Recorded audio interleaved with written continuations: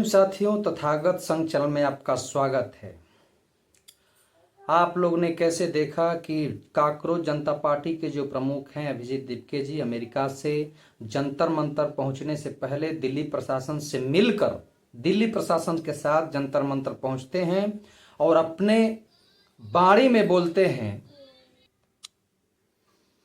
कि अमेरिका से भारत जाने में जितना माँ और बहन नहीं रो रही थी, उससे ज़्यादा अमेरिका से भारत आने में माँ और बहन रो रही थी, क्योंकि उन लोगों का मानना था कि अगर तुम जंतर मंतर जाते हो तो वहाँ पर तुमको गिरफ्तार कर लिया जाएगा, तुमको जेल में डाल दिया जाएगा। लेकिन संवैधानिक दायरे में रहकर अभिजीत दीपके जी अपना धरना प्रदर्शन को सफल बनाए और इसके बाद पुणे में, पुणे के बाद लखनऊ में धरना प्रदर्शन सफल बनाए संवैधानिक दायरे में रहकर। एक और खबर है, राम मंदिर में चढ़ावे के करीब करीब 8 करोड़ रुपया चोरी हुआ। इसके बाद 200 करोड़ रुपया का चोरी हुई। अयोध्या राम मंदिर का ये मामला है। सोचिए कि SC ST OBC सिर्फ भक्त बनकर कब तक चढ़ावे में पैसा और सोना चांदी दान करते रहेंगे। हालांकि आप लोग सभी लोग जानते हैं कि कोई भी मंदिर में ट्रस्ट और पुजारी या पैसा गिनने में या सोना चांदी रखने में कोई भी भागीदारी कोई किसी को नहीं बनाया जाता है। उसमें सिर्फ एक ही कैटेगरी के लोग रहते हैं। सवाल ये नहीं है कि एक ही कैटेगरी के लोग पुजारी और ट्रस्ट और समिति के लोग रहते हैं। सवाल यह है कि पैसा जा कहां रहा है। और 1-2 करोड़ की बात नहीं है, एक एक मंदिरों का चढ़ावा जो है 500 करोड़, 1000 करोड़, 2000 करोड़ रुपया का ऐसे ऐसे चढ़ावा आता है। आखिर पैसा, उतना पैसा अगर होता तो भारत की जो व्यवस्था है, जो अर्थव्यवस्था है, उस पर विचार नहीं किया जाता। लेकिन इनसे पूछा गया कि राम मंदिर में चोरी का मामला है, इस पर क्या बोलेंगे आप? तो इन्होंने बताया कि मुझसे मुंह मत खुलवाइए, मैं सब जानता हूं। अगर मैं सच बोलूंगा तो मुझ पे कार्रवाई हो जाएगी। और इनका एक बेटा सांसद, एक बेटा विधायक है और इनके पास अपार संपत्ति है और बीजेपी की नेता है और कहते हैं दबदबा सिंह है। अंजना ओम कश्यप जी 2 कौड़ी का शब्द बोलकर सारे यूट्यूबर टीचरों को तो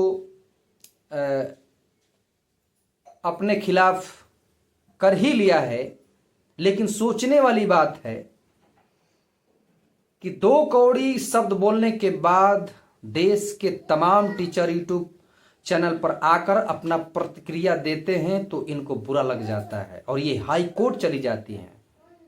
अब आप बताइए कि अंजना ओम कश्यप किसके बारे में और किस व्यक्ति पर और किस नेता पर और किस अभिनेता पर टिप्पणी नहीं की है। और इनको अगर कोई भला बुरा कहता है तो ये हाई कोर्ट चली जाती है। इस पर भी आप लोग विचार करें। इन लोगों को शिक्षा, स्वास्थ्य, रोजगार पर बात नहीं करना है। देश की तरक्की कैसे होगी, सच को सच और झूठ को झूठ नहीं कहना है। सरकार अगर सही चल रही है तो सरकार की तरक्की क्यों नहीं हो रही है, सवाल यहां है। मैं बता दूं कि 32,000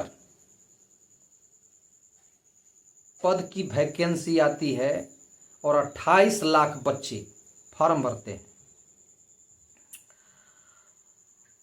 और सरकार एक पेपर ढंग से करा नहीं सकती है।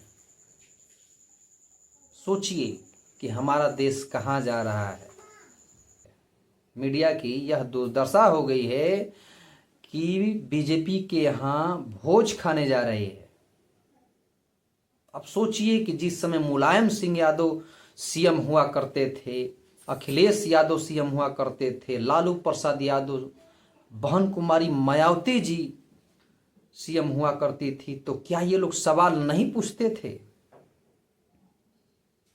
क्या ये लोग टिप्पणी नहीं करते थे? क्या आवाज नहीं उठती थी? अब क्या हो गया कि सरकार से सवाल नहीं पूछा जा रहा है। इसीलिए मैं कह रहा हूं कि इस सरकार में सभी लोग पीड़ित हैं, चाहे एससी हो, एसटी हो, ओबीसी हो। फर्क बस इतना है कि जो यह सरकार की जो कैटेगरी है, उन कैटेगरी के लोग आवाज नहीं उठाते हैं। लेकिन देर ही सही मैं एक बात बोलता हूं कि भरोसा रखिए, इस देश में लोकतंत्र है और सबके साथ संविधान है, चाहे कोई भी हो। और संविधान की चक्की कभी भी पीसेगी, महीन पीसेगी, क्योंकि इलाहाबाद हाई कोर्ट ने कहा है कि जो फर्जी एफआईआर करेगा उसको 25,000 रुपया जुर्माना देना पड़ेगा, वो भी डेली। तो भरोसा रखिए, सबके साथ न्याय होगा, देर ही सही। लेकिन सोचिए हमारा देश कहाँ जा रहा है। शिक्षा, स्वास्थ्य, रोजगार पर बात करने वाला कोई नहीं है। यह सरकार भ्रष्टाचार और पेपर लीक मामले में नंबर 1 पर जा रही है। कोई सवाल नहीं उठा रहा है। ब्यूरोक्रेसी हो, मीडिया हो, जुडिशरी हो, नेता, अभिनेता, खिलाड़ी, सब लोग चुप हैं, कहीं से आवाज़ नहीं आ रही है। और यह सरकार तो ईवीएम से चुनाव जीतती थी, लेकिन अब एसआईआर का भी खेल खेल रही है। अब ईवीएम चोरी करती थी, वोट चोरी करती थी, लेकिन अब सीट चोरी भी हो रही है। इस बात पर भी आप लोगों को विचार करना पड़ेगा। हमारा देश कहाँ जा रहा है। यहाँ तक कि हमारे देश के जो मीडिया चैनल वाले हैं टीचरों पर टिप्पणी कर रहे हैं। यहाँ तक कि ईरान, कंगना कश्यप ने ईरान को कहा है कि ईएमआई पर रोटी खा रहा है। बताइए कि जो ईरान में तेल और गैस का भंडार है, जो ईरान विश्व का पावरफुल जो देश अमेरिका है उसको घुटने पर ला दिया, वो मजबूर हो गया बेचारा, वो हार मान लिया, उस देश पर टिप्पणी कर रही है। सरकार से सवाल स्वास्थ्य, शिक्षा, रोजगार पर पूछना चाहिए। वो फालतू का मतलब तरह तरह का टिप्पणी कर रही है, यह सोचने वाली बात है। तो आपका क्या विचार है, अपना प्रतिक्रिया जरूर दीजिएगा। धन्यवाद। हमारा चैनल अगर आप लोगों को अच्छा लगता है तो लाइक करें, सब्सक्राइब करें, कमेंट करें, ज़्यादा से ज़्यादा शेयर करें। बस आज के लिए इतना ही। धन्यवाद, शुक्रिया।